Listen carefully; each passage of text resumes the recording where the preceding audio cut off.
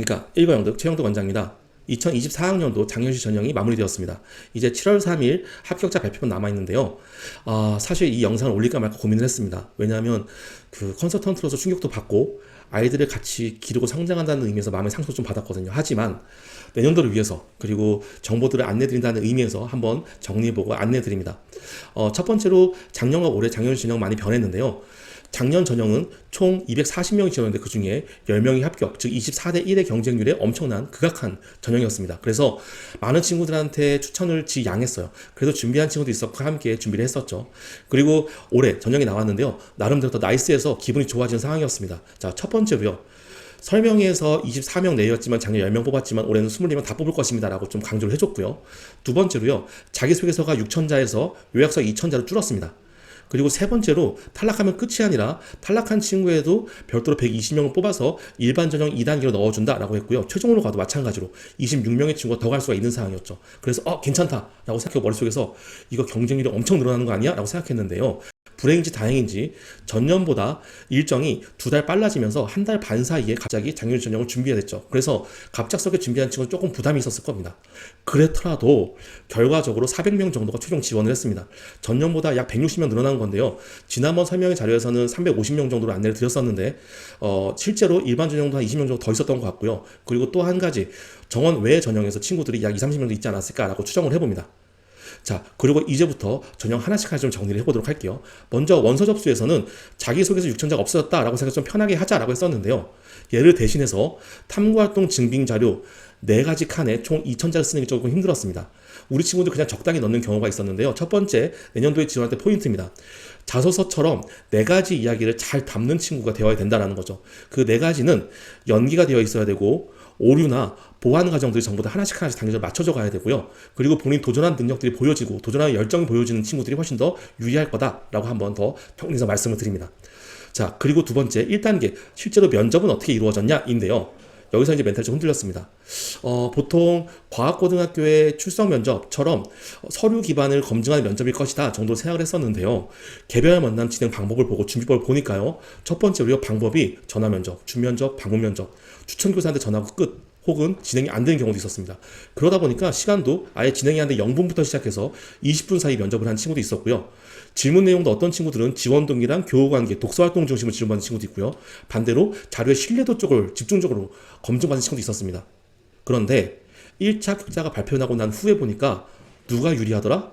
전혀 유리하지 않더라. 어떤 곳에서 상관없이 떨어진 친구는 떨어지고 붙은 친구는 붙었더라입니다. 여기에서 드디어 이제 컨설턴트로서 멘탈이 좀 나갔습니다.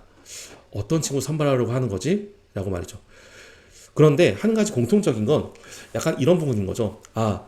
각 선생님마다 전공의 담당 선생님들마다 자기 스타일이 있구나라는 거 말이죠. 그래서 이제 생각해볼 방법은 이거였습니다. 선생님들이 자기가 가르칠 학생을 뽑는다라는 거죠. 도제활동 같은 느낌이긴 한데요. 이런 거예요. 선생님, 첫 번째 선생님은 이런 선생님이라고 봅니다. 내가 이 전공 과정의 앞을 밟아본 사람으로서 우리 학생은 이런 걸 하는 게 당연하고 그럴싸하네. 발전 가능성이 있어 보여 라고 생각을 하는 거죠. 두 번째로는 선배들을 가르쳐본 한과형의 실력 있는 선생님으로서 너 같은 친구가 우리 학교가 성장하더라 라는 어떤 톤을 알고 있어서 나는 이런 거 물어보고 이렇게 보면 다 알아 라는 방법을 개인적으로 모두 취했던 것이죠. 그러면 개인적으로 취했더라도 어떤 방향성이 있어야 되잖아요. 그러고 났더니 떠오르는 게 바로 이겁니다.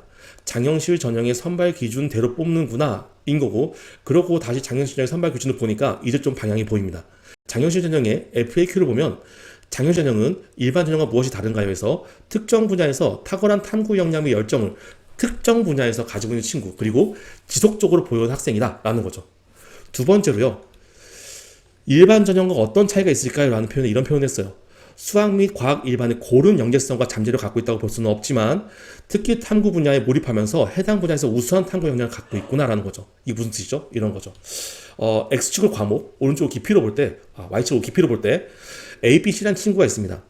이 B라는 친구가 일반 전형의 우리가 생각하는 그 기준을 넘어서는 안정적인 친구라고 생각을 한다면 장현시 전형에 붙는 친구들은 그것보다 약간 낮은 과목도 있지만 전공 과목은 조금 뛰어날 거야 정도로 생각을 했거든요. 하지만 이 친구는 어쩌면 중간에 2단계 일반 전형을 가세요 라고 안내를 해준 친구들이고요.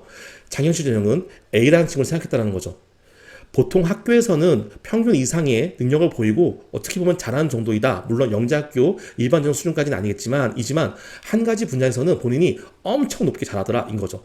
그런데 이 엄청 높게가 우리가 볼 때는 아주 높아 보이지 않는 친구가 있더라도 혹은 너무 높은 친구가 있더라도 이 선생님들이 보기엔 이 친구가 한 정도 수준 여기까지야. 이 친구는 잠재력이 저기까지 올라갈 거야. 라는 선생님으로서의 체크 포인트가 있었다는 것이죠. 그리고 이제 여기서 그런 포인트가 한 가지 잡히는 게 있겠어요. 뭐냐면 자신의 열정을 평가받고 싶은 학생이 지원하는 거지 할 게 없는데 뭘 내야 되지? 라고 한 학생은 진작부터 아니다라는 거죠. 자, 이제 마지막 2단계로 가봅시다. 자, 2단계는 방법은 사실 전년과 거의 똑같았습니다. 그런데 디테일에 가보면 약간 차이가 있어요. 자, 1일차에는요, 전공 서류 면접을 진행했었죠, 작년에는요. 근데 올해는 전공 서류 면접 외에 공통문항, 실험 등 여러 가지 방법을 썼습니다. 이것도 마찬가지로 선생님들마다, 전공마다 너무 다양했습니다. 그리고 시간도 30분 전공 구술, 그 다음에 60분 동안 구술 면접 및 서류 심화 압박 면접을 했다면 올해는 30분 동안 전공 구술 문항을 풀고 90분이라는 시간 동안 한마디 30분을 더 할애해서 우리 친구들 집중 확인을 했는데요. 이때의 면접 방법이 작년에는 압박 면접이었다면 올해는 나 너희들 좀 알고 있어. 이미 너 검증된 친구잖아. 너 이런 거 정도만 얘기해봐. 괜찮은데? 정도로 우리 친구들의 긴장감을 풀어주는 면접을 좀 많이 했다라는 거죠. 굉장히 좋은 면접 방법인데요. 무엇이 문제가 될 수 있다? 변별력이 문제가 될 수 있다는 거죠. 그런데 계속 이 부분은 우리 기준이 아니라 한국과학영재학교의 기준을 가져가야 된다라는 거죠. 자, 2일차로 넘어가 봅니다. 2일차는 거의 똑같이 진행됐는데요. 한 가지, 토론이 작년에는 창의적 해결 방안이었다면 올해는 찬반이었습니다. 어떤 차이가 있을까요? 창의적 해결 방안이라는 것은 나만의 아이디어를 가져가기 때문에 아이디어의 참신성, 독창성이 중요하다면 찬반 토론은 다른 친구들과 설득할 수 있는 능력이 중요하다는 거죠. 아셨죠? 그러면 주제가 무엇이 나왔을까요? 라고 하면요. 자, 채팅 AI와 교육, 그 다음에 지하철 노인의 무료 승차, 참 대단하죠. 참신해요. 그리고 유전자 맞춤형 아기에 대해서 나왔습니다. 다행히 마음이 좀 편한 건 마지막에 부산에서 같이 커뮤니케이션 할 때 맞춤형 아기에 대해서 제가 이렇게 아래처럼 자료를 제출했었는데 딱 맞았더라고요. 그런데 이게 선택이 안 된 것 같습니다.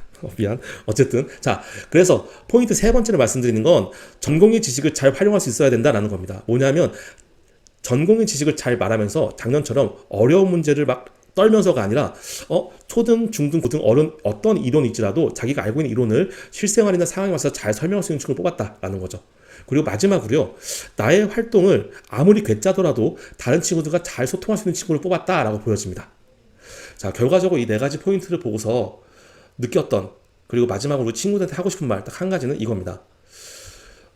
이 한국과학영재학교는 정말 영재학교를 가고 싶었던 친구라서 여러 가지 전형 중에 이 전형이 괜찮을 것 같다라고 생각했던 친구라면 하지 마십시오.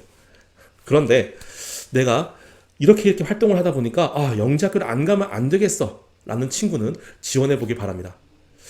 제가 한국과학영재학교 정말 좋아하는데요. 우리 한국과학영재학교에도 한 가지 부탁드리고 싶은 말씀이 있습니다. 아직 중학생입니다. 어린 친구들이잖아요. 우리 지원하는 학생이 내가 충분히 다 했다, 최선을 다해서 떨어지만 하다라고 학생 스스로 이해할 수 있는 기준이 있어야 된다고 봅니다. 그래서 주어진 틀, 어느 정도의 주어진 면접 방법, 동일한 면접 시간, 그 다음에 비슷한 공통문항의 질문 등 어떤 규정 정도는 있어서 한 번쯤은 자신이 그 부분을 밟고 가면 더 좋지 않았을까라고 생각이 드네요.